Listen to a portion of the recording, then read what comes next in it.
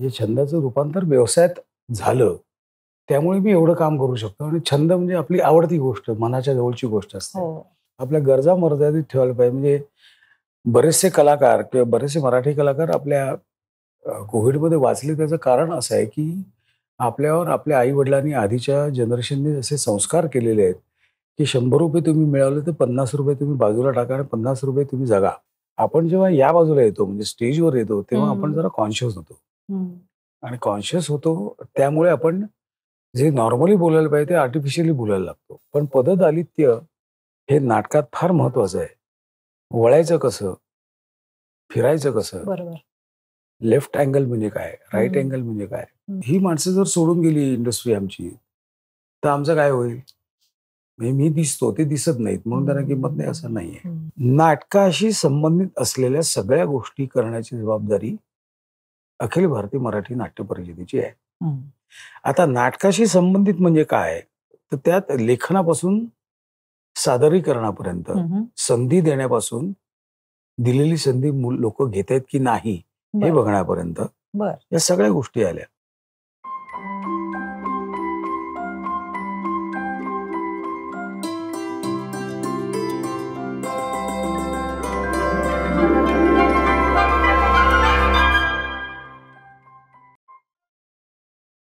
नमस्कार. मी नेहा अभिजित. शब्दयात्रेच्या आजच्या पॉडकास्टमध्ये तुम्हा सर्वांचं मनःपूर्वक स्वागत. मला सांगा, सुख म्हणजे नक्की काय असतं? काय पुण्य असलं की ते इथे बसल्या मिळतं. खरंच आज हे सुखाचे क्षण वेचायची संधी मला इथे बसून आणि तुम्हा सर्वांना घर बसल्या मिळणार आहे. आज आपण आपल्या आवडत्या अभिनेत्याशी आणि एका लोभस व्यक्तिमत्वाशी दिलखुलास गप्पा मारणार आहोत. होय, तो साखर खाल्लेला माणूस आज इथे आलाय. तो माधव इकडे तिकडे कुठेही गेलेला नसून शब्दयात्रेच्या मंचावर आलेला आहे. मराठी रंगभूमीवरचे यशस्वी आणि दिग्गज कलाकार तसंच मराठी नाट्य परिषदेचे अध्यक्ष आणि अनेक पुरस्कारांनी सन्मानित असे प्रशांत दामले ते आज आपल्या सोबत आहेत. नमस्कार प्रशांतजी. तुमचं शब्दयात्रेच्या आजच्या पॉडकास्टमध्ये खूप खूप मनःपूर्वक स्वागत. नमस्कार. पुण्यामध्ये आजकाल तुम्ही मान उंचावून म्हणजे मान उंच करून पाहताना सगळीकडे आम्हाला दिसताय. पण खरं तर तुमच्याकडे मान उंच करून पाहावं अशी यशाची उंची तुम्ही केव्हाच गाठली आहे. अनेक नाटकाचे विक्रम तुम्ही केलेत. तर 365 दिवसामध्ये जवळजवळ 452 किंवा त्याच्यापेक्षाही जास्त असे प्रयोग. त्यातून 3 नाटकांचे एका दिवसात 5 प्रयोग. ही सगळी एनर्जी, एवढी ऊर्जा तुमच्याकडे कुठून येते? इतकं सातत्य? नाही, नाही. एक तर मुळात आवड पाहिजे. हं. आवड खरंय. पाहिजे आणि छंदाचं व्यवसायात रूपांतर झाल्यामुळे कितीही काम करायची इच्छा कायम राहते. बरोबर. अं, म्हणजे ही परमेश्वराचीच कृपा आहे, की माझा जो छंद आहे, छंद होता हा आधी छंद होता. हां. गाणं काय किंवा अभिनय काय हा छंद होता. हे छंदाचं रूपांतर व्यवसायात झालं. त्यामुळे मी एवढं काम करू शकतो आणि छंद म्हणजे आपली आवडती गोष्ट, मनाच्या जवळची गोष्ट असते. हो. त्यामुळे ती करताना खूप आनंद होतो आणि आपण कितीही वेळ करू शकतो. हं. उत्साहाच्या भरात काही-काही वेळा आपण चुका करतो. पण ती सुधारण्याची पण संधी परमेश्वर आपल्याला देतो. बरोबर. म्हणजे हा फिटनेसचा मंत्र, की जो काही आपला छंद आहे, तो मनापासून जोपासला, की नक्कीच ती ऊर्जा त्याच्यातून तुम्हाला मिळते. पण मग आत्ताच्या नवीन कलाकारांमध्ये ही ऊर्जा तुम्हाला कोणामध्ये जास्त दिसून येते तुमच्यासारखी? नाही, नाही. कसं असतं माहिती आहे का, की मी जेव्हा इंडस्ट्रीमध्ये आलो 83 मध्ये तेव्हा आज जेवढे ज्या ठिकाणी जितक्या ठिकाणी कलाकार काम करू शकतात, तेवढी ठिकाणं आमच्या वेळी नव्हती. आमच्याकडे फक्त चित्रपट आणि नाटक 2च गोष्टी हो, होत्या. हो. आता सीरियल्स आहेत, वेब सीरीज आहेत, नाटक बरोबर. आहे, अनेक गोष्टी आहेत. त्यामुळे फोकस आपल्याला करावा लागतो आणि फोकस करणारे दोघे-तिघेच कलाकार आज म्हणजे नाही मला नाटकच करायचं आहे, नाही मला नाटकच करायचं आहे, असं म्हणणारे 2-3 कलाकार आहेत. त्यामध्ये बरोबर. संकर्षण कराडे आहे, उमेश कामत आहे, जे फोकस काम करतात, की मला नाटकातच काम करायचं आहे. पॅशनेटली. हां, पॅशनेटली काम करतात आणि वेळ मिळाला तर ते सिरियल करतात. हं, हं, काही कलाकार उलटं करतात. सीरियलमधून वेळ मिळाला तर नाटक करतात. हं. तर त्याच्यावर फरक पडतो ना, की तुम्ही फोकस करताना नाटकावर फोकस केलं तर तुम्हाला एक तर खूप प्रयोग करता येतात. बरं प्रयोग म्हटल्यावर इट्स एक्सपेरिमेंट. आणि एक्सपेरिमेंट म्हणजे तुम्ही अनेक पद्धतीने वेगवेगळ्या प्रत्येक प्रयोगात वेगवेगळ्या गोष्टी करून बघू शकता. And that too it's all paid. बरोबर आहे. म्हणजे रेम्युनरेशन घेऊन, म्हणजे अप्रेंटिसशिप पूर्वी जशी होती आजही आहे, की तुम्ही शिकताय पण आणि तुम्हाला पगार पण मिळतोय. शिकताय पण तुम्हाला स्टायपंड पण मिळतोय. हो. त्याच पद्धतीने नाटकात आपण काम करायचं असतं. प्रत्येक प्रयोगाला शिकायला मिळतं. शिकणं तर हे आयुष्यभराचं आहेच आहे. पण पूर्वीच्या काळापेक्षा आत्ता जसं तुम्ही म्हणता तसं माध्यमं सुद्धा वाढली आहेत आणि तसं जो काही मानधन मिळतं त्याच्यातही नक्कीच फरक पडला असेल. हां, म्हणणारा डेफिनेटली फरक पडला. म्हणजे मी माझं जेव्हा 83ला पहिलं नाटक केलं तेव्हा माझं नाटक, तेव्हा सुरुवातीला माझी नाईट होती ₹25. आज परिस्थिती बदललेली आहे. हो. पण त्यावेळी सुद्धा आणि आज सुद्धा मी माझ्या गरजा वाढवल्या नाहीत, त्यामुळे मला जास्त पळायला लागत नाही. हां, बरोबर. गरजा वाढवल्या की तुम्हाला पळायला लागतं. एकच्या जागी 2 मोबाईल, टू व्हीलरच्या जागी 4 व्हीलर, फोर व्हीलर पहिल्यांदा फियाट, मग नंतर मला आता एकदम SUV वगैरे पाहिजे, किंवा गरज नसताना खर्च वाढवणे. ते तुम्ही केलं नाही तर तुम्ही आजही तेवढ्याच छान आणि आनंदाने जगू शकता असं मला वाटतं.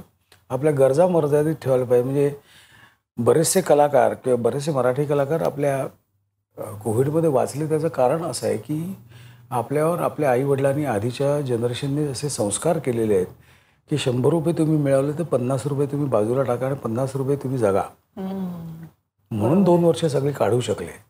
बरेचसे कलाकार काढू शकले, त्याचं कारण ते आहे. तर तीच भूमिका आपण कायम पुढे ठेवू. आणि कोविडने सगळ्यांना छान धडा दिलेला आहे. त्यामुळे हातचं राखून काम करण्याच्या आपण थोडंसं बदलूया. पैसे हातात राखून काम करणं गरजेचं झालेलं आहे. थोडं पैशाची मॅनेजमेंट, त्याचं मॅनेजमेंट व्यवस्थापन करणं फार गरजेचं आहे. बरोबर आहे. तुम्ही या क्षेत्रात का, कधी आणि कसे आलात? म्हणजे अभिनयाचा किडा तो केव्हा शिरला? नाही, ते कॉलेजपासूनच होतं. शाळेत असताना गाण्याची आवड होती. कॉलेजमध्ये असताना एक बरा दिसणारा, एक बरा गाणारा असा म्हणून मला त्याने घेतलं एकांकिकेमध्ये. आणि डेफिनेटली 78 ते 76 ते 83 मॉबमध्ये मी काम केलं. त्यामुळे मॉबची सायकॉलॉजी मला कळली. मॉबमध्ये काम करताना कसं करतात, त्यांची मेंटॅलिटी काय असते, काय करायचं असतं, काय करायचं नसतं, बाहेरून शिकायला मिळतं. जरी मी एकांकिकेत असलो तर बाहेरून शिकायला मिळतं. तर ती 5-7 वर्ष मला खूप उपयोगी पडली मॉबमधली.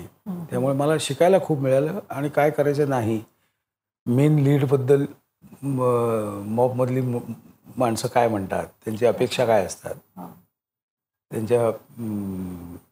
त्यांच्याशी कसं वागायचं असतं, बोलायचं कसं असतं, हे सगळं मला त्या पिरियडमध्ये मला कळलं. आणि मग 83मध्ये टूर सुरू झाल्यानंतर मग ती आवड. टूर हे पहिलं नाटक का? त्याच्या आधी 2 नाटकं मी केली होती. मी मंत्री झालो आणि ऋणानुबंध नावाची. पण त्याचं काही माझ्याकडे डॉक्युमेंटेशन नाही आहे. टूरपासूनचं डॉक्युमेंटेशन आहे. त्यामुळे मी तर तिथपासून ते सुरू झालं.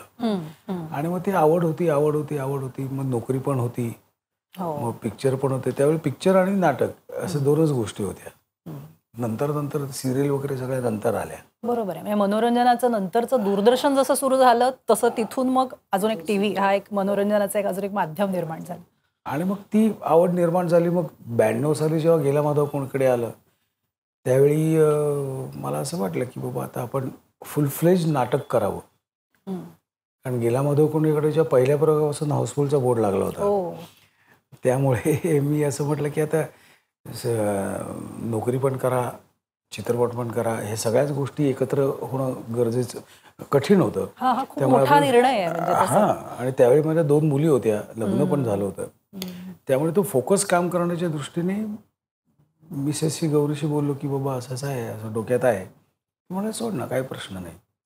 अरे वा. त्यामुळे 92 पासून मी 100% फोकस नाटकावर केला होता. की म्हणून त्याचमुळे एवढे प्रयोग होण्याचं कारण तेच असावं की मी बाकी काही केलं नाही, फक्त नाटक एवढंच केलं. नाटक वेडा म्हणायला हरकत नाही. आणि सुदैवाने चांगले स्क्रिप्ट मिळत गेले, चांगले निर्माते मिळत गेले, चांगले को आर्टिस्ट मिळत गेले. After all it's a team work. म्हणजे मी जरी नाटकात काम करत असलो तरी जोपर्यंत ते टीम वर्क चांगलं होत नाही तोपर्यंत नाटकाचे प्रयोग जास्त होत नाहीत. बरोबर आहे. कारण डेफिनेटली 100% परफेक्ट कोणीच नाही आहे. Right from writer to bus driver 100% perfect कोणी नसतं. त्यामुळे माझं असं वैयक्तिक मत आहे की प्रत्येक नाटकात काहीतरी चूक असतेच असते. प्रत्येक किंवा आपण नाटकात म्हणूया की पुढच्या प्रयोगाला काहीतरी सुधारणा करण्यासारखं असतं. प्रत्येक प्रयोगात काहीतरी चूक होत असते. अच्छा. प्रत्येक प्रयोगात 100% परफेक्शनसाठी खूप GR लागतात, म्हणजे ग्रँड रिहर्सल्स खूप लागतात. तर पहिला प्रयोग हा 50व्या प्रयोगासारखा होतो. मुळात नाटकाचे जे डायलॉग्स आहेत हे माझे नाही आहेत, हे लेखकाचे डायलॉग्स आहेत. ते आधी पचवणं गरजेचं आहे. मग ते माझे मला वाटायला लागतात, मग ते बोलायचे असतात. त्यासाठी रिहर्सल्सची गरज काय आहे? त्यासाठी ती रिहर्सल्सची गरज आहे की माझे डायलॉग माझे आहेत, म्हणजे लेखकाचे डायलॉग माझे आहेत, हे मला इथून पटायला पाहिजे सगळीकडून. मग ते मला वाटायला लागतात माझे आहेत ते. आणि मग त्याच्या पुढे अभिनय त्याच्या पुढे आहे. आणि ते तुमच्यात भिनायला हवं. हा भिनायला लागतं ना, ते सगळं भिनायला लागतं. माझ्यात भिनायला लागतं, माझ्या को आर्टिस्टमध्ये भिनायला लागतं. आणि मग जेव्हा आपण ते भिनायला लागतं त्या पद्धतीने तुमच्या फेशियल एक्सप्रेशन त्या पद्धतीने यायला लागतात. आणि मग जेव्हा facial expressions with facial expressions तुम्ही डायलॉग बोलायला लागतात रिहर्सलमध्ये, त्यावेळी आपल्याला कळतं की ह्या डायलॉगच्या वेळी माझ्या को आर्टिस्टचा चेहरा असा आहे, त्या डायलॉगच्या वेळी माझ्या को आर्टिस्टचा माझा चेहरा असा आहे, हे माझ्या को आर्टिस्टला कळतं. हे सांगण्याचं कारण असं आहे की आम्ही चुकत नाही अशातला भाग नाही, आम्ही स्टेजवर चुकतो. पण जी टीम एकमेकांच्या चुका उत्तम पद्धतीने झाकते, सांभाळून घेते, ते उत्तम नाटक. अगदी बरोबर आहे. ते कोणालाच कळता कामा नये. म्हणजे 500 रुपयाचं तिकीट काढून जो प्रेक्षक आलेले आहेत त्यांना तर अजिबातच कळता कामा नये. त्यासाठी रिहर्सल्स, ग्रँड रिहर्सल्सची गरज काय आहे तर त्यासाठी आहे. किती दिवस आधी करता आणि तुम्ही हा साधारणपणे 8 ते 10 दिवस आपली रिडिंगचा प्रोसेस असतो. रिडिंगचा प्रोसेस म्हणजे त्यातले मुळात म्हणजे आता नाटक वाचायचं म्हणजे इतकी गडबड असते, म्हणजे शब्द बोलण्यापासूनच प्रॉब्लेम्स आहेत कलाकारांचे. उच्चार, म्हणजे उद्गारवाचक चिन्ह, कॉमा, फुल पॉईंट, ह्या ज्या सगळ्या गोष्टी आहेत, व्याकरणासकट वाचन, ते एक 7-8 दिवसाचं असायला पाहिजे. म्हणजे ते शब्द, ते कॅरेक्टर, ते नाटक, त्या नाटकाची वन लाईन, लेखकाला काय म्हणायचं आहे, दिग्दर्शकाला काय म्हणायचं आहे, हा एक आपण बसून एक चर्चा होते की प्रत्येक सीनवर चर्चा होते, प्रत्येक डायलॉगवर चर्चा होते. ती डायलॉगवर चर्चा होणं गरजेचं आहे. चर्चा झाली की आपल्याला लक्षात राहतं की बाबा ह्यावेळी आपण ही चर्चा केली होती ह्यावेळी, आणि मग ते इम्प्लिमेंट होतं स्टँडिंगमध्ये. म्हणजे साधारणपणे माझ्या पद्धतीप्रमाणे साधारण 32 ते 35 दिवस रिहर्सलचे असतात. आता जे तुम्ही सांगितलं की शब्दोच्चार किंवा त्यातले टोन, त्यातलं सगळं व्याकरण, हे सगळं लक्षात घेऊन डायलॉग्स म्हणावे लागतात. तर तुम्ही नाटकाची शाळा जी पुण्यामध्ये म्हणजे टी स्कूल जे सुरू केलं आहे, त्याच्यामध्ये केवळ अभिनयाचं प्रशिक्षण दिलं जातं की आत्ता हे जे तुम्ही सांगताय त्या संबंधाने आणि इतरही जी काही कौशल्य असतात नाटकाच्या संदर्भात, त्या दृष्टीनंही शिक्षण तिथे दिलं जातं? काय आहे टी स्कूल? नाही, खरं सांगू का की तुम्ही कुठलेही वाक्य म्हणा, कुठलेही वाक्य म्हणा, त्या नाटकामध्ये सूर आहे आणि ताल आहे. कुठलेही वाक्य हे आपल्या नॉर्मल लाईफमध्ये, आपण रेग्युलर लाईफमध्ये आपला ताल आणि सूर आहे. आपण जेव्हा या बाजूला येतो म्हणजे स्टेजवर येतो तेव्हा आपण जरा कॉन्शियस होतो, आणि कॉन्शियस होतो त्यामुळे आपण जे नॉर्मली बोलायला पाहिजे ते आर्टिफिशियली बोलायला लागतो. खरंय. त्याच्यातून आधी आपल्याला बाहेर काढायला लागतं. म्हणजे आपल्याला माहीतच नसतं की आपण सुरात बोलतोय. आपण काय, कशी आहेस, बरी आहेस ना गं, आज कुठे जाणार आहे, असं आपण कधीच बोलत नाही ना. आपल्या प्रत्येक वाक्याला सूर आहे. तर माझ्या टी स्कूलमध्ये सारेगमपधनिसा शिकवतातच, गाणी पण शिकवतो आम्ही, आणि प्रत्येक वाक्याला एक रिदम आहे. म्हणजे आता नाटकातली जी वाक्य असतात त्याला एक रिदम आहे. सबनीसांची वाक्य, दळवी साहेबांची वाक्य, गडकरी यांची वाक्य, अत्रे साहेबांची वाक्य, या प्रत्येक वाक्याला एक रिदम आहे. त्या वाक्यामध्ये एक जरी अक्षर जरी ऍड झालं तरी वाक्याचा रिदम चुकतो.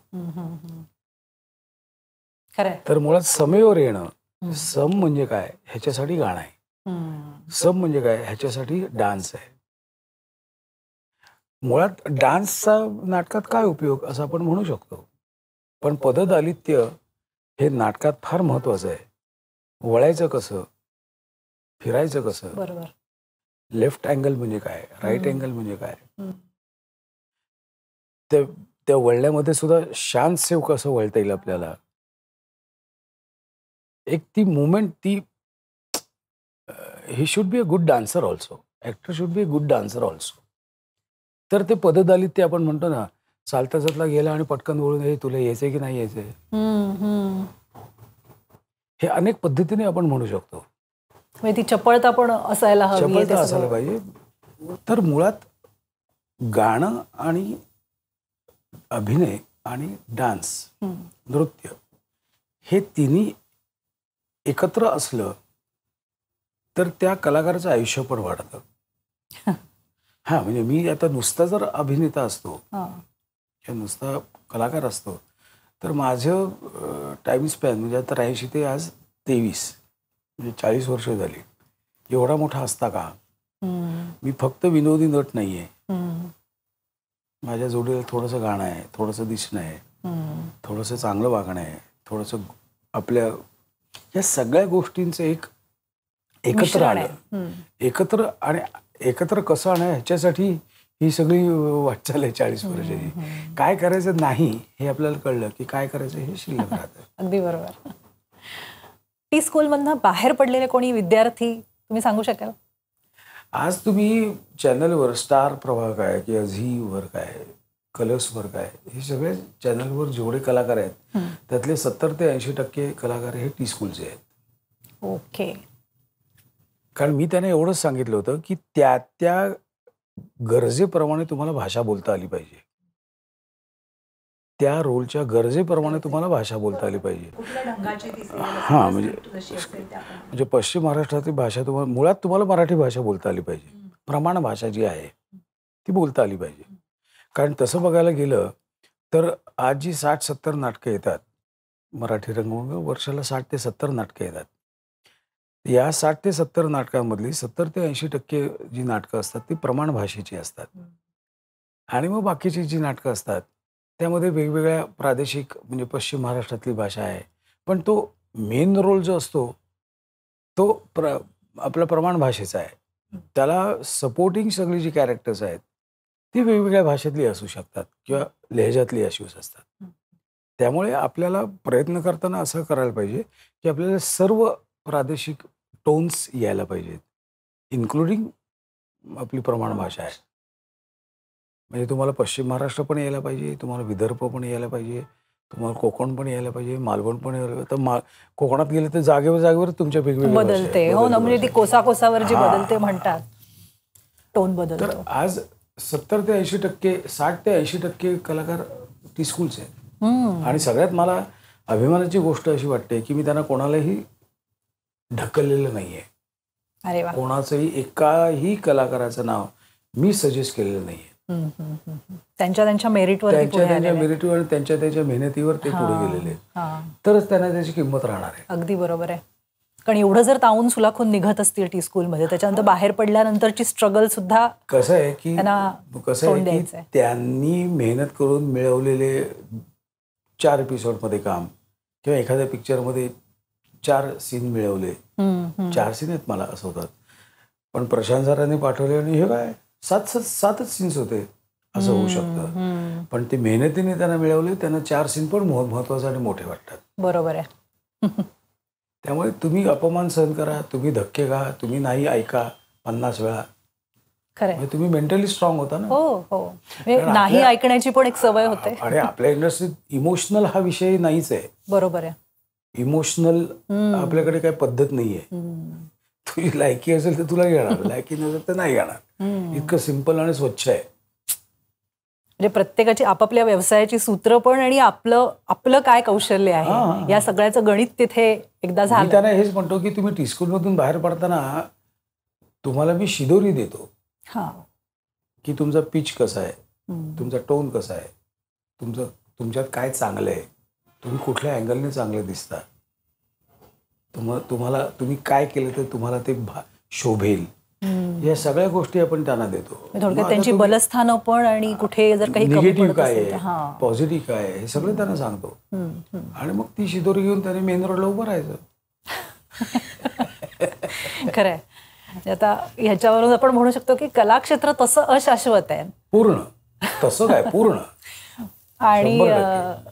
खरं तर एक काय म्हणतो आपण स्थिर इन्कमचा असा स्रोत असं आपण म्हणू शकत नाही, त्याच्याकडे बघू शकत नाही. म्हणजे आज आपलं नाणं खणखणीत वाजतंय, ते उद्या वाजेलच असं काही सांगता येत नाही, त्याची काही खात्री चान्सच नाही. चान्स पण तुम्ही अपवाद आहात त्याला. नाही. तुम्ही आपल्याकडे आहेत अपवाद, आपल्याकडे अपवाद आहेत, पण ते मी मगाशी म्हटल्याप्रमाणे की एक सस्टेन्ड काम करायला पाहिजे. बरं, आमची इंडस्ट्री खूप छोटी आहे. किती 1000, 1200, 1500 माणसं असतील. हे आज जर माझं भांडण झालं तर 5 वर्षांनी कदाचित आपल्याला एकत्र काम करावं लागेल. त्यामुळे मला जर संशय आला की आता माझं तुझं पटत नाही, तर मी शांतपणे बाजूच्या रस्त्याने देऊन जायला पाहिजे. बरोबर की नाही? अगदी बरोबर. भांडण करण्यात काहीच पॉईंट नसतो.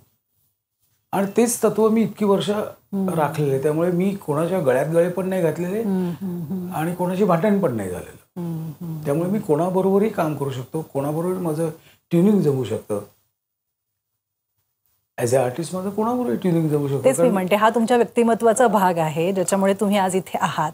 आणि जेव्हा आपण बघतो की आणि प्रशांत दामले ह्याच्यावरतीच तुमच्या नाटकाची फुल बुकिंग्स होतात, तर नाही मी परत मी त्याच बॅक टू स्क्वेअर वन परत येईन की आणि प्रशांत दामले जरी असलं ना तरी बाहेर जाताना आणि प्रशांत दामले असता कामा नये. बाहेर जाताना त्या नाटकातला संच, नाटकाचं नाव हेच बाहेर जायला पाहिजे. प्रशांत दामलेला एक बाकीच्यांपेक्षा 50 वाक्य जास्त आहेत, एवढंच. पण मी 50 वाक्य बोले आणि तू नुसतीच अशी बघत राहिलीस माझ्याकडे, तर माझ्या 50 वाक्यांचा उपयोग काय? So it is a team work. मी जेव्हा स्ट्राईकवर असेल तेव्हा मी बॅटिंग करायची, बरोबर. मी जेव्हा नॉन स्ट्रायकरला असेल तेव्हा माझं पळायचं काम आहे. त्या वेळेला चौकार षटकार त्या कलाकाराने मारायला पाहिजे आणि त्या कलाकाराने मारल्यानंतर मी त्याचं कौतुक करायला पाहिजे त्याचं. तर थोडक्यात काय की टी स्कूलमध्ये किंवा कुठल्याही कलाकाराचं पददालित्य उत्तम असणं गरजेचं आहे. त्यामुळे टी स्कूलमध्ये सगळंच आहे. पददालित्य म्हणजे डान्स पण आहे, गाणं पण आहे आणि मुख्य भाषेवर काम आहे. तुम्ही अभिनय कसा करा हे आम्ही सांगू शकत नाही. प्रत्येकाची अभिनयाची स्टाईल वेगळी असते, कारण प्रत्येकाचा पोत वेगळा आहे, आवाज असतो. कोणाचा आवाज असा असतो, कोणाचा आवाज असा असतो, तो आवाज वापरायचा कसा हे दाखवण्याचं काम आपलं असतं. बरोबर. गाण्याची आवड ही तुम्हाला आहे प्रशांतजी. तर तुम्ही पुण्यामध्ये गायनाच्या लहान मुलांच्या स्पर्धा आयोजित करायचा, त्याविषयी सांगा ना. नाही, गाण्याची मला खूप आवड आहे, आजही आहे, पूर्वी होती. लहान मुलांमध्ये गाण्याची आवड निर्माण व्हावी किंवा जी आवड आहे ती एनहॅन्स करणं फार गरजेचं आहे. आणि एनहॅन्स करण्यासाठी थोडंसं स्पर्धा असणं गरजेचं आहे. त्यामुळे मला असं वाटलं की आपण राज्यस्तरीय, आंतरशालेय भावगीत गायन स्पर्धा घेऊया. भावगीत गायन स्पर्धा. आणि मग त्यामध्ये सगळं म्हणजे कप्पे पण होते, भावगीत पण होतं, नाट्यसंगीत पण होतं, असे त्यात कप्पे होते. आणि मी 7 एक वर्ष घेतली ती स्पर्धा संपूर्ण महाराष्ट्रात. 7 वर्ष फक्त पुण्यामध्येच नाही, संपूर्ण महाराष्ट्र. 17 सेंटर्स होती त्याची. हळूहळू ती सेंटर्स वाढत गेली, पण जसजशी वाढत गेली नंतर मला ते अवघड होत गेलं सगळं डोलाला सांभाळणं. पण सुदैवानं झालं काय की ही सगळी जी कन्सेप्ट आहे ती झीने घेतली आणि मग ती सारेगमप जी कन्सेप्ट आहे, सारेगम सारखे शो आले ह्याच्यातून. बरं, आता तू ते सारेगमची सुरुवातीची आर्य आंबेकर काय, प्रथमेश लघाटे काय, किंवा आता एक क्लासिकल, खूपशी मुलं ते त्यांच्या कला त्यांनी एनहॅन्स करून घेतली त्या ह्याच्यामध्ये, कॉम्पिटिशनमध्ये. आणि आजही खूप छान गातात. काहींनी त्याचा व्यवसाय केलाय, तुम्ही म्हणतो छंदाचा व्यवसायात रूपांतर झालंय.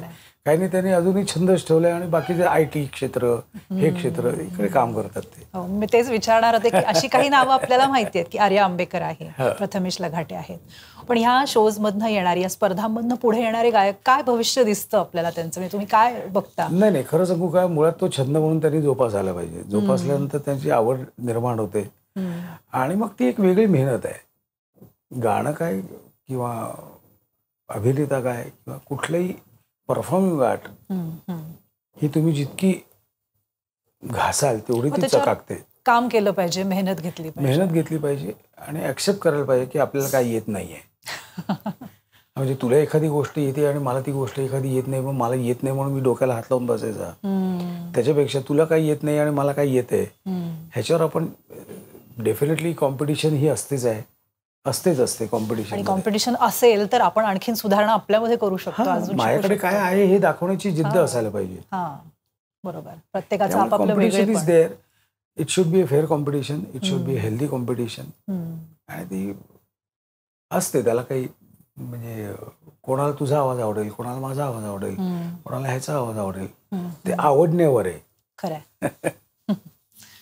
आणि आता तर आपण बघतोच आहे की वेगवेगळ्या पोतचे, वेगवेगळ्या आवाजाचे पोत असलेले गायक पण येतात. म्हणजे जशी त्या आता अजय अतुल म्हटल्यावर आता अजय अतुलचं एक रेंजच वेगळी आहे. रेंजच वेगळी आहे अजयच्या आता रेंजच वेगळी आहे त्याची.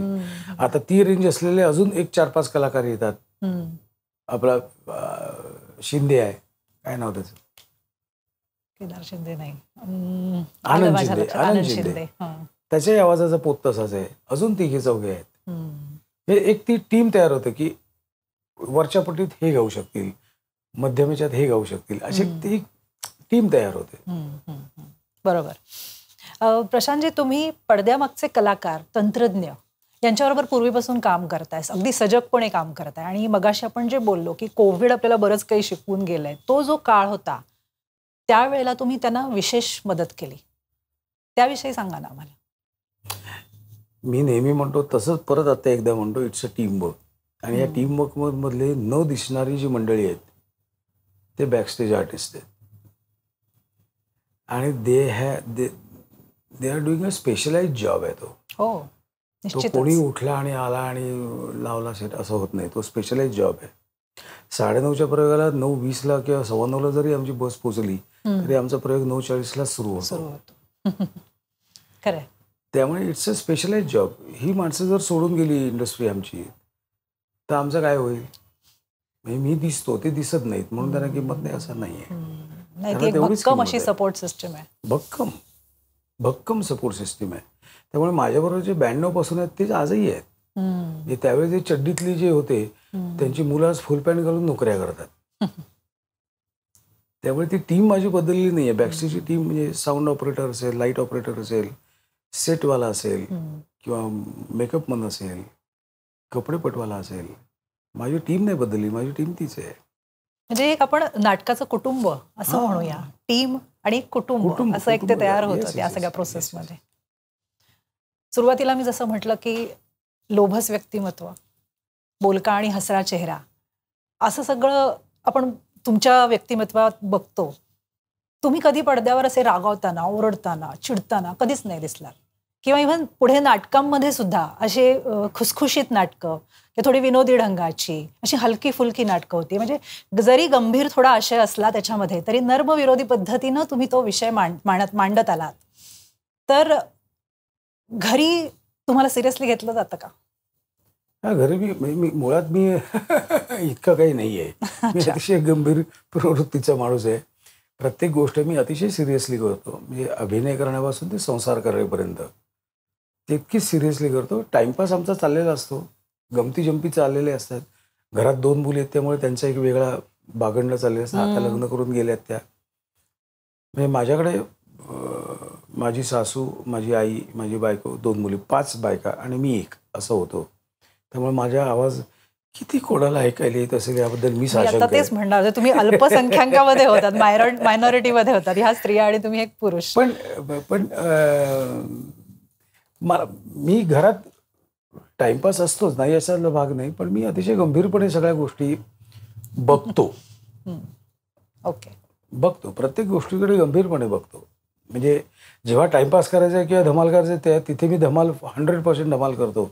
पण मी उठलो आणि गप्पा मारायला बसलो असं फार कमी होतं. असं निश्चितच नाही, पण एक असं असतं ना की आता ह्या एवढ्या सगळ्या बायका असताना घरामध्ये थोडंसं तुम्ही त्यांचं ऐकणं असं होतं, किंवा रागावलं फारसं जात नाही कारण तुम्ही दौऱ्यावर असता नाटकामध्ये, किंवा दुर्दैवाने मला मी घरात फार कमी होतो त्यांच्या वाढत्या काळात. त्यामुळे जे काय ऐकायचं होतं ते गौरीने म्हणजे मिसेसनेच ऐकलं त्यांचं. म्हणून मग जेव्हा तुम्ही घरी असाल तेव्हा तुम्ही त्यांचं ऐकत असाल मुलींचं, किंवा त्यांचा अभ्यास घेतलात का? फार कमी घेतला पण कमी घेतला. 10वीला घेतला होता मी फक्त. दोघींच्याही 10वीला मी त्यांचा अभ्यास घेतला होता. अच्छा. आणि रागवायचात? कमी. तसं काही मुलगा असेल की मग ते जरा लफडा असतो, कारण ते द्वाड असतात ना. मुली त्यामाने जरा शांत असतात आणि ऐकतात. मुलं म्हणजे जरा मिस्चिव्हस. मग मुलींच्या मध्ये तुमच्या असा हा अभिनयाचा वारसा कुठे झिरपलाय किंवा काही गायनाची आवड अशी? त्यांना काही पाहिजे असेल की बरोबर अभिनय करतात ते. तो तर रोजच्या तिथपर्यंतच जीवनामध्ये आहे. प्रत्येक जण आपापल्या पद्धतीनं करत असतो, पण नाही, असं एक कसं आवडतं आहे, कला म्हणून. मोठी मुलगी गाते छान, हम्म, पण ती छंद म्हणूनच आहे तो. हम्म, धाकटी मुली धाकटी पण छान गाते, पण तो छंदच आहे. हम्म. त्यांनी या फील्डमध्ये यावं असं मी त्यांना कधी आग्रह केला नाही आणि त्यांनी बाबा येऊ का म्हणून विचारलं नाही. बर. त्यामुळे त्यांचा जो छंद आहे तो त्यांच्या पुरता मर्यादित त्यांनी ठेवलेला आहे. हम्म, त्यांना पाहिजे तेव्हा ते गातात, जेव्हा नाही पाहिजे तेव्हा नाही गात. हम्म, त्यांचा व्यवसाय वेगळा आहे, त्यांचा फोकस वेगळा आहे. हम्म. त्यामुळे तो फोकस सोडून तुम्ही इकडे या असं मी त्यांना कधी म्हटलेलं नाही आहे. पण जे कराल तिथे पहिल्या नंबरवर जायचा प्रयत्न करा. बरोबर. उगाच आपल्या मध्ये काहीतरी लटकत बसू नका. हा, करायचं तर असं काम करा की एक 100% नंबरच काम द्यायचं. बरोबर. म्हणजे मी हा का प्रश्न विचारला की पुलंच्या बाबतीत एक असा किस्सा मी ऐकला होता की पुलं एकतर विनोदी लेखन करणारे. सो एकदा जेव्हा ते गेले होते कुणाच्या घरी तेव्हा त्यांनी विचारलं की तुम्ही चहा घेणार का? तर पुलंनी अगदी साधेपणाने असं उत्तर दिलं की नाही, चहा नको, मी कॉफी घेईन. पण या अशा साध्या वाक्यावर सुद्धा हशा पिकला. कारण काय, एखादी व्यक्ती जी असते तिची जी एक ओळख निर्माण झालेली असते त्याच पद्धतीनं तिच्याकडनं अपेक्षा केली जाते. बरोबर. तर हा असा अनुभव तुम्हाला कधी आलाय का? नाही, असं कधी झालं नाही की नाही. नाही, हा असा म्हणत नाही मी, पण एक म्हणतो ना आपण की एखादी व्यक्ती जर अशी विनोदी भूमिका जास्त करत असेल तर जेव्हा ती समोर येते तेव्हा काहीतरी विनोदच करणं किंवा काहीतरी हलकं फुलकंच बोलणं अशा अपेक्षेनेच ते तुम्हाला सामोरे जातात. त्यांच्या अपेक्षा असतात, नाही अशातला भाग नाही मी काहीतरी विनोद करावा आणि त्यांच्या अपेक्षा मी काही वेळ पूर्ण पण करतो. नाही अशातला भाग नाही. म्हणजे त्या क्षणाला एखादी सुचलेली गोष्ट मी बोलतो. एखादी शाब्दिक कोटी असते किंवा प्रासंगिक विनोद असतो ते त्यावेळी मी करतो. नाही अशातला भाग नाही. पण म्हणजे दाबले आले असं काही कधी झालं. चांगली गोष्ट आहे. एका लग्नाची गोष्ट, त्याच्यानंतर एका लग्नाची पुढची गोष्ट, तर ह्या दोन्ही लग्नाच्या गोष्टींच्या आधीची तुमची गोष्ट आम्हाला ऐकायला आवडेल. नाही, एका नाटकाच्या रिहर्सलला गौरी आली होती. ॲक्च्युली गौरी आली नव्हती. त्यांच्या बिल्डिंगमध्ये राहणाऱ्या एक व्यक्ती होती. ती व्यक्ती त्या नाटकाच्या रिहर्सलला आली होती. बरं. आणि त्या व्यक्तीने मला विचारलं की बाबा अशी एक मुलगी आहे. म्हणजे आमच्या ओळखीचीच ती व्यक्ती होती. आणि तिने अचानक विचारलं अशी एक मुलगी आहे तर काय तुला काय वाटतंय? म्हटलं हो माझं वय 23 आहे. 23 आहे म्हणून काय झालं? ती मुलगी पण 23च आहे. म्हटलं असं नाही होत ना की ते एक फॉलो असतो ना.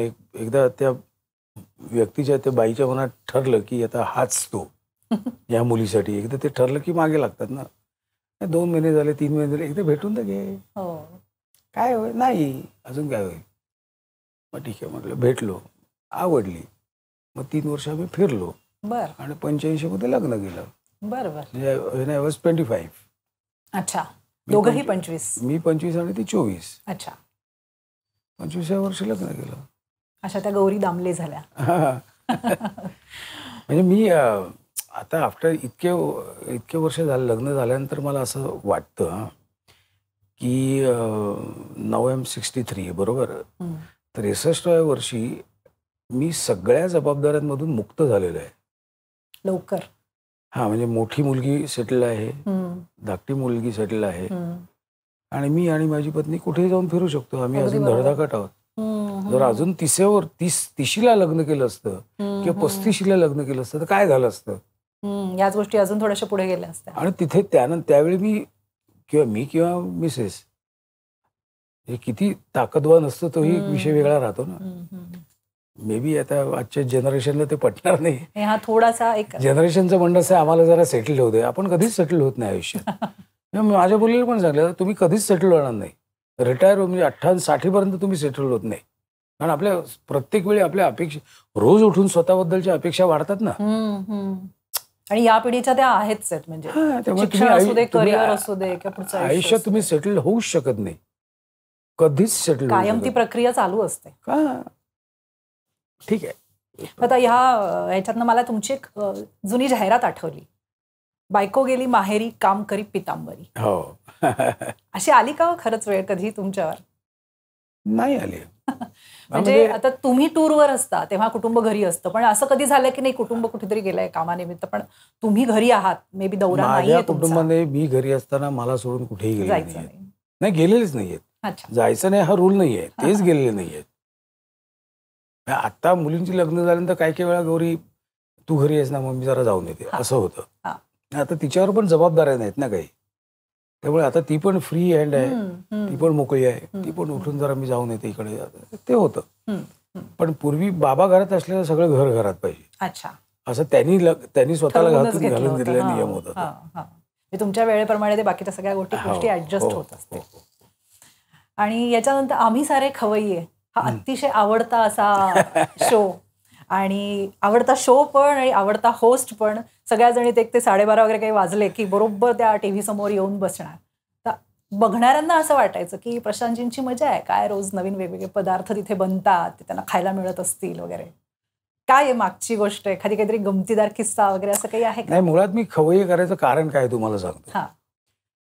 त्यात काही असं आउटस्टँडिंग असं काही नव्हतं. तीच होती ना, फोडणी तीच होती, मोहरी तीच होती, हळद तीच होती, मिरच्या पण त्याच होत्या, भाज्या पण सगळ्या त्याच होत्या, बटाटा वडा पण तोच होता. तो काही मोठं अरे बापरे असं काही नव्हतं त्यात.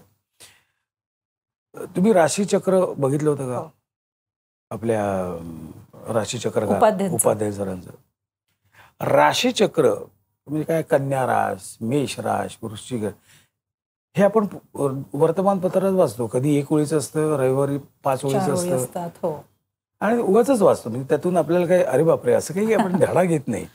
पण त्या राशीचक्रावर म्हणजे त्या राशींवर त्यांनी राशीचक्र नावाचा एक कार्यक्रम केला आणि त्याचे 500, 700, 800 प्रयोग केले आणि ते सगळे छान रंगले.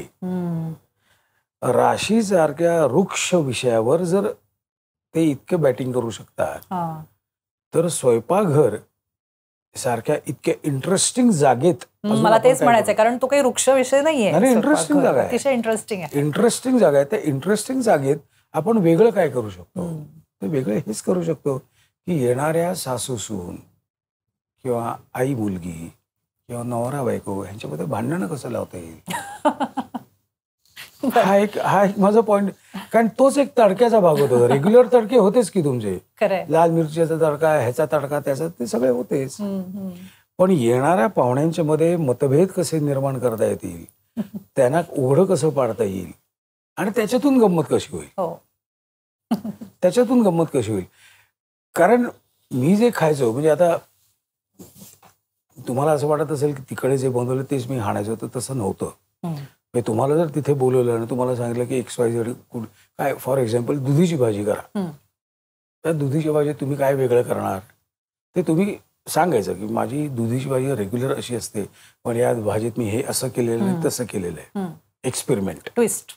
हा, तर ती भाजी तुम्ही करणार, पण येताना तुम्ही ती भाजी घेऊन यायची घरातून बनवून, इथे वेगळी बनवायची आहे. अच्छा.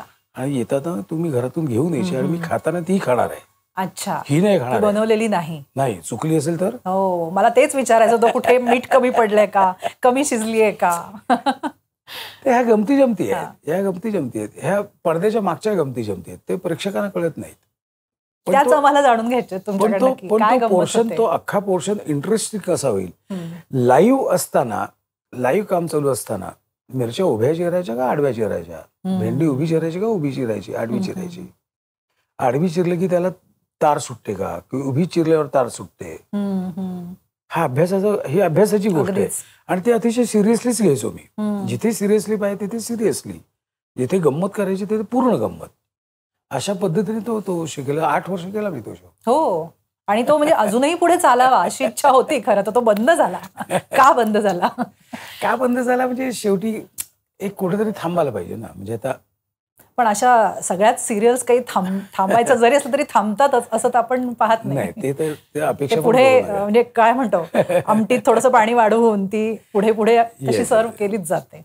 तर हा शो नक्कीच आवडीचा होता आणि तो पुढे चालला असता, त्याचे अनेक एपिसोड झाले असते किंवा पुढची एक काहीतरी वेगळी सिरीज जरी आली असती तरी नक्कीच आवडलं असतं.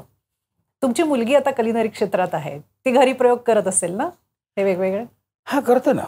कळतं ना, ती आता जस्ट कलनरी सगळं करून आली आता मुंबईत. ती सिंगापूरला 1.5 वर्षाचा तो कलनरीचा कोर्स असतो JW मध्ये त्यांचं अप्रेंटिसशिप का काय तुम्ही काय वेळ इंटर्नशिप ती त्याने केलेली आहे. आता मुंबईत आलेली आहे. आता बघूया त्याचे वेगवेगळे पदार्थ व्हरायटी चालले, एक्सपेरिमेंट चाललेले घरी चालू असतील घरी चालू एक्सपेरिमेंट्स ना. आणि बाबा असे खवय्ये असतील तर आवडत असेल काय तिला इथे विचारायची तुम्हाला सोय खायला घालायला. OTTचा जमाना आहे आता सध्या. आपण सिरियल्स विषयी बोलतो तर तुम्ही सिरियल्स मध्ये किंवा ह्या OTT वरती नाही दिसत आहात. नाही, मी मगाशी म्हटलं ना की माझं कॉन्सन्ट्रेशन आता ठरलंय नाटक एके नाटक. हा, नाटक एके नाटक. आता त्याच्यापासून वेगळं काही नाही. काय होतं, कुठली सिरियल किंवा कुठलाही चित्रपट किंवा वेब सिरीज यांना वेळ द्यावा लागतो. हो. आणि वेळ द्यावा म्हणजे 15 दिवस द्यावे लागतात. 15 दिवस म्हणजे माझे 15 प्रयोग.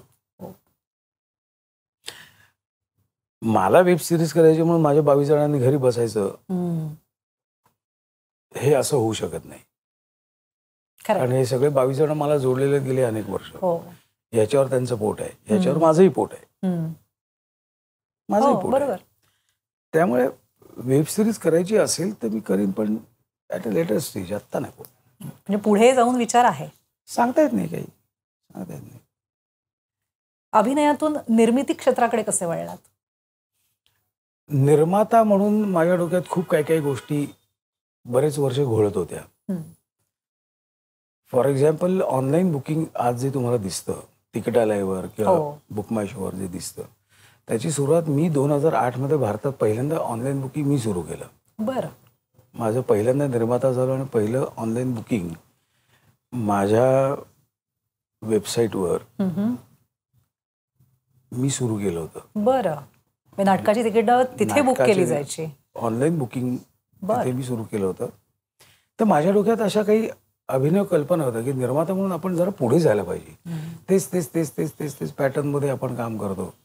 त्यामुळे मी ते पहिलं ऑनलाईन सुरू केलं. मराठी नाटक काय किंवा मराठी चित्रपट काय, या मराठी चित्रपट प्रोडक्शन कॉस्टमध्ये तुम्ही जेवढी पैसे वाचवू शकाल तो तुमचा पहिला प्रॉफिट आहे. बरोबर. तो तुमचा पहिला प्रॉफिट. हा, म्हणजे अवाजवी खर्च नको, अवास्तव खर्च नको, अयोग्य ठिकाणी खर्च नको. ते माझ्या डोळ्यासमोर 1 2 3 4 5 6 गोष्टी होत्या ॲज अ प्रोड्युसर. ह्या गोष्टी मला इम्प्लिमेंट करायच्या आहेत.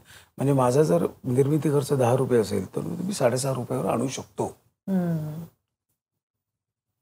त्या दृष्टीने मी ते इम्प्लिमेंट केलं. जाहिराती कशा असायला पाहिजे, सोशल मीडियाच्या जाहिरातीवर भर देण्याचं पहिलं मी सुरू केलं. बरं. टीव्हीवर पहिली जाहिरात म्हणजे TVC शूट करून त्याचा प्राईम टाइम घेऊन 10च्या बातम्या, ह्या बातम्या, त्या बातम्या, दिवसभराचं प्रोडक्शन काढणं. म्हणजे लग्न करणं सोपं असतं आणि लग्न निभावणं जसं अवघड असतं. अवघड म्हणजे it has to be planned. तसंच नाटक प्रोड्यूस करणं अवघड असतं. त्याच्यापेक्षा जास्त अवघड नाटक चालवणं असतं. अगदी खरं. त्यामुळे नाटक प्रोड्यूस करणं सोपं आहे, नाटक रन करणं फार अवघड आहे. नाटक रन करण्यासाठी नाटकाचा आपला प्रॉडक्ट, समजा नाटकाकडे मी प्रॉडक्ट म्हणून बघितलं तर आपला प्रॉडक्ट बाजारात आणण्यासाठी किंवा बाजारात येताना त्या प्रॉडक्टमधलं प्लस पॉईंट काय हे मला ॲज अ निर्माता माहिती असायला पाहिजे. निगेटिव्ह पॉईंट काय हेही माहिती असायला पाहिजे. कारण आपण काय 100% परफेक्ट नाही. माझा निगेटिव्ह पॉईंट असूच शकतो, पण पॉझिटिव्ह पॉईंट मी इतके अंडरलाईन करायला पाहिजे की निगेटिव्ह पॉईंट दिसताच कामा नये. अगदी बरोबर. That should be a strategy of the producer. मग त्यासाठी मदत कोणाची घ्यायची, ती मदत घेतली गेली. त्यात सेतूची मदत घेतली मी. आणि मग त्याच्यातून प्रोडक्शन कॉस्ट 10 रुपये असेल तर माझं पब्लिसिटी कॉस्ट किती असायला पाहिजे ह्याचं एक गणित बांधलं. TVC शूटचं कॉस्ट किती असायला पाहिजे. सो साधारणपणे मला असं कळलं की माझी प्रोडक्शन कॉस्ट जर 10 रुपये असेल तर त्याची पब्लिसिटी कॉस्ट साधारणपणे 9 रुपये आहे. म्हणजे माझं पहिल्या प्रयोगापर्यंतचा खर्च 19 रुपये आहे. मग आता ही दर 10 रुपये प्रोडक्शन कॉस्ट जर मी 6.5 रुपये करू शकलो किंवा 7 रुपये करू शकलो तर 9 7 16 रुपये झाले ना प्रोडक्शन कॉस्ट. म्हणजे जागेवर मध्ये 4 रुपये वाचले, 3 रुपये. अगदीच. हे इम्प्लिमेंट करण्यासाठी मी निर्माता झालो. एक थोडीशी आर्थिक शिस्त पाहिजे. मी फक्त माझ्या नाटक आहे, मी नाटक काढतो, माझ्याकडे पैसे आहेत असं नाहीये. मी पहिल्या 3 नाटकात जे पैसे गुंतवलेत त्याच्यातून जो आउटपुट आलाय त्याच्यावर पुढचं सगळी नाटकं निघायला पाहिजे. हे व्यवस्थित ते व्यवसायाचं समीकरण बसवायचं. सर्क्युलेशन फ्लो हा करेक्ट असायला पाहिजे, तर ते पुढे चालू राहतं. नाहीतर मग इथून ह्याच्याकडून लोन घे, त्याच्याकडून लोन घे, मग डोक्याला हात लावून बस, नाटकच पडलं रे, नाही चाललं रे. नाटक पडते की नाही चालणं हे तुम्हाला कळतं ना, अंदाज येतो ना आपल्याला. बरं, माझं उलट आहे. मला जेव्हा कळलं की नाटक नाही चालणार आहे किंवा नाटकाचं आपलं जरा डामाडोल आहे, त्यावेळी मी माझी पब्लिसिटी कॉस्ट वाढवतो. बर, प्रोडक्शन हा प्रॉडक्ट इतकाच छान होऊ शकतो, ह्याच्यापेक्षा जास्त त्याची क्वालिटी होऊ शकत नाही. पण तरीही मला आता हे एवढे 7 रुपये घुसलेले आहेत, ते 7 रुपये काढायचे ना मला. मग त्यासाठी मला 7चे मी 9 करतो पब्लिसिटी. पण मी ते 9, 7, 16 रुपये, 15, 18 रुपये काढतो आणि लगेच बंद करतो. हे जे गणित आहे हे निर्माता म्हणून प्रत्येकाला यायलाच पाहिजे असं माझं मला वाटतं. हे व्यवसाय म्हणून बघणाऱ्यांसाठी हा एक छान संदेश आहे तुमच्याकडे, एक छान टिप आहे. आणि मी ओपनली सांगतो ना, मी काही मी परफॉर्मिंग आर्ट असल्यामुळे, परफॉर्मिंग कलाकार आर्टिस्ट असल्यामुळे निर्माता म्हणून मी चुकू शकतो, कलाकार म्हणून मी चुकू शकतो, चुकू शकतोच ना. मग चुका सुधारण्याची संधी आपणच आपली घ्यायची आहे ना. अगदी निश्चितच. तुमचे भारतात तर प्रयोग होत आहेत, महाराष्ट्रात म्हणजे महाराष्ट्रात, भारतात सतत प्रयोग चालूच आहेत, भारताबाहेरही प्रयोग होत आहेत. तिथले काही धमाल किस्से किंवा काही प्रसंग की जे असे उल्लेखनीय असतील, असे काही सांगता येतील तुम्हाला? नाही, खरं सांगू का, आतापर्यंत मी 13 देश केलेत, रिपीटेडली जातो. तिकडची सगळी मंडळी आहेत ना ती महाराष्ट्रातली आहेत. मराठी मंडळ? हा, सगळी मराठी. म्हणजे जास्त म्हणजे US, कॅनडा आणि ऑस्ट्रेलिया इकडे राहणारी जी मराठी मंडळी आहेत ती अशी चल मी जाऊन येतो मुंबईला अशी नाही आहेत. इतकी पटकन नाही येऊ शकत. पण दुबई किंवा UAE मधली इकडची जी मंडळी आहेत किंवा सिंगापूर 5 तासावर आहे, 4 तासावर आहे, वेळ कमी आहे. हा, ते पटकन. त्यामुळे ही सगळी मंडळी त्यांचं नाळ इथे आहे, घट्ट नाळ. त्यामुळे मराठी नाटक बघायचं कसं हे त्यांना लहानपणापासून माहिती आहे. आणि तिकडे गेल्यामुळे त्यांना ते सगळं चुकल्यासारखं आहे. बरोबर आहे. त्यामुळे परदेशात जाताना, परदेशात गेल्यानंतर किंवा परदेशात मी एखादं नाटक पाठवलं किंवा विचारलं की बाबा हे नाटक आता येत आहे, तर तुम्हाला इंटरेस्ट आहे का, किंवा आलेलं आहे. परत परदेशातली सगळी मराठी मंडळीच असल्यामुळे आणि सगळ्यांचे नातेवाईक इथे असल्यामुळे ते सगळे लगेच तुला फोन करून विचार कसं आहे ते नाटक, प्रशांतचं बरं आहे का, वाईट आहे, चांगलं आहे, वाईट कसं आहे. म्हणजे उठले आणि तिकीट काढलं असं नाही आहे, खबर काढून येतात ते. सगळीकडे ते खबर काढतात की नाटक बरं आहे का वाईट आहे. तेवढा चोखंदळ आहे आपला प्रेक्षक. हा, ते चोखंदळ आहेत म्हणून आम्हाला पण व्यवस्थित राहायला पाहिजे. कळलं? तर मुळात तिथे जे आहेत ते दर्दी लोक आहेत. त्यामुळे तिथे गेल्यानंतर मुंबई, पुणे किंवा महाराष्ट्रात जशी दाद मिळते किमान त्याच्यापेक्षा एक 10 पैसे जास्त चांगली दाद तिथे त्यांना मिळते. कारण बऱ्याच दिवसांनी त्यांना चांगलं बघायला, ऐकायला असं मिळतं. पण ते काही असं म्हणतं मनात आलं आणि उपलब्ध आहे असं नाहीये. आणि सेट सुद्धा, मी माझ्याबद्दल बोलतो, मी बाकीच्या नाटकांबद्दल बोलत नाहीये. माझा सेट सुद्धा इथे असतो तसाच परदेशात असतो. बर, हा सगळा जामानिमा घेऊन तुम्ही तिकडे जाता? मी तिकडे त्यांना पॅनल्स तयार करायला सांगतो. इथे मी माझे सगळे फ्लेक्स प्रिंट करतो आणि बाय एअर तिथे पाठवतो. तिथे गेल्यानंतर 2 दिवस आधी जातो. आमची टीम आहे, ती टीम सगळा फ्लेक्स लावते. जे काय 35 फ्लॅट्स असतील, 40 फ्लॅट्स असतील, इथे जसा सेम टू सेम सेट तिथे लावतो. काहीही फरक नाही. पण तो एक भागच आहे ना नाटकाचा, तो सेटचा भाग आहे. We are charging them. आणि तो बदलूही शकत नाही. म्हणजे सेट का बदलायचं, what is the reason behind. बरोबर. तिकिटाविषयी तुम्ही सांगितलं मगाशी, तर हे काय होतं, आपले बाकीचे बुकिंग प्लॅटफॉर्म्स आहेत ना, तिथे तुम्ही गेलात तर मराठी नाटक शोधायला लागतंय आज. तिकीट आलंय मला वाटतं फक्त मराठी फक्त नाटक आणि मराठी. मराठी कार्यक्रम. फक्त मराठी कार्यक्रम आहेत त्याच्यावर. म्हणजे तुम्ही उघडलं की सगळे मराठी कार्यक्रमच दिसणार.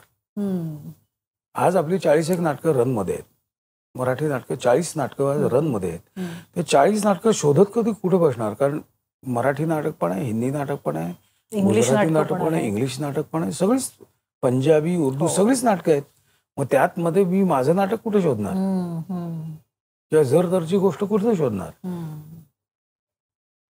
एक्सक्लुझिव्हली नाही बघायला. हा, म्हणजे सी कसं आहे, त्यांच्यासाठी मराठी नाटक अगदी छोटं आहे, पण आमच्यासाठी मराठी नाटक खूप मोठं आहे. निश्चितच. तर 12 कोटी जनतेतली किमान 1.5 कोटी जनता तरी मराठी नाटक बघते, किमान 1 कोटी तरी बघते, असं आपण ठरायला पाहिजे. मग 1 कोटी जनतेने शोधत बसायचं का मराठी नाटक? त्याच्यात बरं आम्ही त्यांना खूप वेळा सांगितलं की बाबा असं करू नका, मराठी नाटकासाठी वेगळा सेक्शन ठेवा. महाराष्ट्र आहे ना, महाराष्ट्र आहे, महाराष्ट्रात मराठी नाटकं आहेत. बरं, गुजराती नाटकं 5 असतील तर आमची 50 आहेत, and they all are running. अगदी यशस्वीपणे. बुकिंग किती आहे हा वेगळा भाग आहे. तुम्ही इन्फ्रास्ट्रक्चर याचं काम करा ना, दॅट इज युअर जॉब. ते काय की नाही, म्हणून मग शेवटी वैतागून आम्ही तिकिटाला हे ॲप सुरू केलं. ह्याच वर्षी मला वाटतं फेब्रुवारीमध्ये हे लॉन्च झालेलं आहे. मी, माझा दुसरा एक सहकारी आहे निर्माता चंद्रकांत लोकरे, आणि माझा एक ऑस्ट्रेलियाचा मित्र आहे अभिजित कदम. आम्ही तिघांनी ते लॉन्च केलं. अच्छा. सुरुवातीला आपल्याला म्हणजे वाढता वाढे होतं ना, तसं झालं ते. सुरुवातीला वाटलं आम्हाला 50 पैसे खर्च असेल, पण तो वाढत जवळजवळ 50 रुपयेपर्यंत गेला. हळूहळू तो वाढत गेला, पण इट इज ॲक्सेप्टेबल. आता आपला ॲप आहे, हमारा ॲप. आणि रुळेल ना ते येणाऱ्या दिवसांमध्ये. मराठी प्रेक्षकांनी अतिशय उत्कृष्ट असा रिस्पॉन्स दिलेला आहे. आज आमचा जवळजवळ डाटाबेस जवळजवळ 1,60,000 आहे. मस्तच आहे ना. म्हणजे ह्याच वर्षी हे इतका छान तुम्हाला रिस्पॉन्स मिळालेला आहे, त्याच्यासाठी नक्कीच ते स्पृहणीय आहे.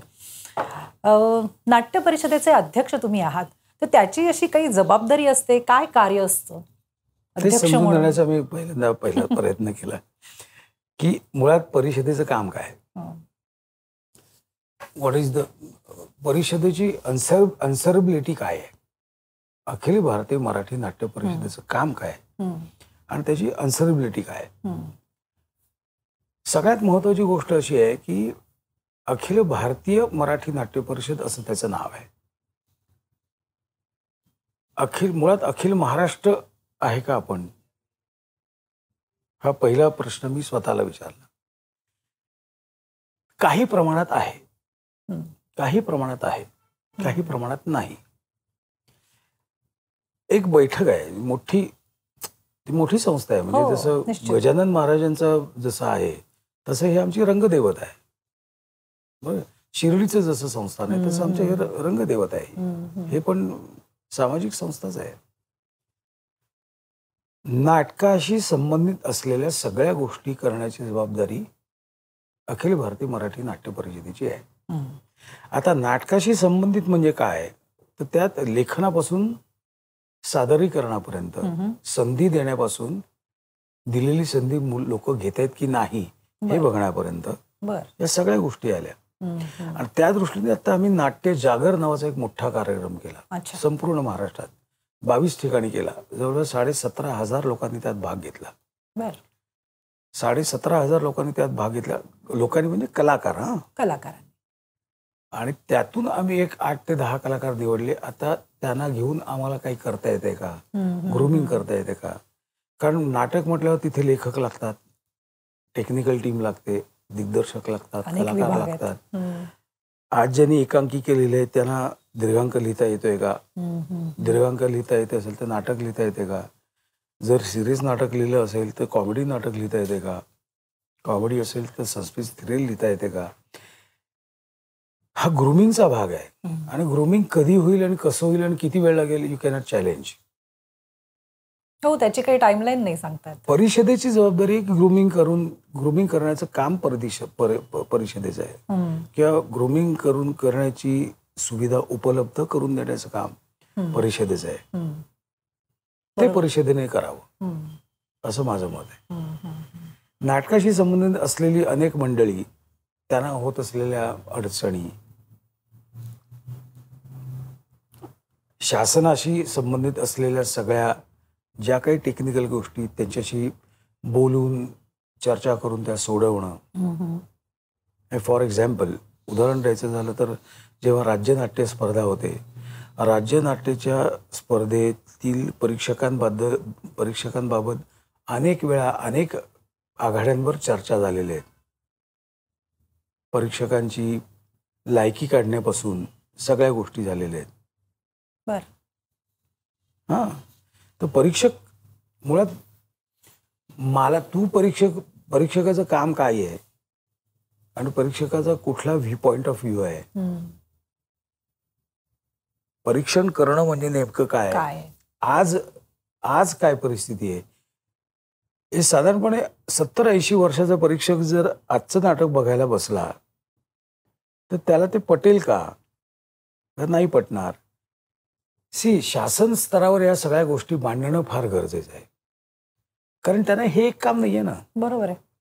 आणि मुळात नाटक काय किंवा कुठलाही परफॉर्मिंग आर्टचा प्रकार हा माझ्या मते दुर्दैवाने शेवटचा ऑप्शन आहे, प्रेक्षकांसाठी सुद्धा आणि शासनासाठी सुद्धा. नाट्यगृह सुधारणा, नाट्यगृह नवीन बांधणे, या सगळ्या महत्वाच्या गोष्टी लक्ष घालण्याचं काम परिषदेचं आहे. त्यामुळे मी हळूहळू शिकतोय. मला आत्ता 6-10 महिने झालेले आहेत, पण 60 जणांना घेऊन काम करण्याची माझ्यासाठी पहिलीच ही वेळ आहे. प्रोप्रायटरशिप वेगळी असते. हा नाही, म्हणजे मी केली चूक मी खाईन माती असं आहे ते. संस्थेमध्ये तसं नसतं. चॅलेंजिंग असं काम आहे म्हणजे हे. हा, पण आता तुम्ही आहात तर कदाचित तुम्ही म्हणताय तसं पुढे काही गोष्टी मार्गी लागतील, अवस्था जी काही आहे ती सुधारेल. अपेक्षा चांगल्या गोष्टी येतील आपल्या पुढे. तुमचं आवडतं नाटक? जुनं नाही, नवीन ह्याच्यातलं सांगा, तुमची सोडून. हा, एक 4 चौघी चांगला आहे. दमदार अभिनय आहे चौघींचाही, फुल बॅटिंग. आणि मला वाटतं ह्याला आता कलाकार बदलले आहेत तरी सुद्धा अजूनही खूप असं उत्तम सुंदर नाटक आहे ते. पोटापाण्यासाठी शिक्षण नक्कीच घ्या, पण त्याबरोबरच एखाद्या कलेशी सुद्धा मैत्री जमवा. पोटापाण्याचा जो उद्योग आहे तो तुम्हाला जगवेल, पण कलेशी असलेली मैत्री तुम्ही का जगायचं हे तुम्हाला सांगून जाईल. पुलंचं हे म्हणणं प्रशांत दामलेंनी सार्थ करून दाखवलेलं आहे. प्रशांतजी, आज तुम्ही वेळात वेळ काढून इथे आलात आणि आमच्याशी खूप छान गप्पा मारल्यात, विविध विषयांवर आपण बोललो, त्याबद्दल तुमचे खूप खूप आभार. थँक्यू. आणि याबरोबरच तुम्हाला यावर्षी जो संगीत नाटक अकादमीचा पुरस्कार मिळाला, तसंच विष्णुदास भावे हा पुरस्कार मिळाला, त्याबद्दल तुमचं खूप अभिनंदन. मला बोलवल्याबद्दल खूप धन्यवाद. सर्व रसिकांनाही नमस्कार. सुरुवातीला जे काही मी गाणं गुणगुणण्याचा प्रयत्न केला ते गाणं जर तुम्ही म्हटलं तर मी आता बऱ्यापैकी तुमच्या सुरात सूर मिसळून गुणगुणायचा प्रयत्न करीन. मला सांगा सुख म्हणजे नक्की काय असतं, काय पुण्य असलं की ते घर बसल्या मिळतं. धन्यवाद. तर शब्दयात्रेच्या पुढच्या भागात आपण पुन्हा भेटूयात, नवीन व्यक्ती नवीन विषय घेऊन. तोपर्यंत आत्मविश्वास आणि सकारात्मक दृष्टिकोन आणि संयमाने पुढे जा. आणि हो, जीवनातला प्रत्येक क्षण आनंदाने जगायला विसरू नका. धन्यवाद.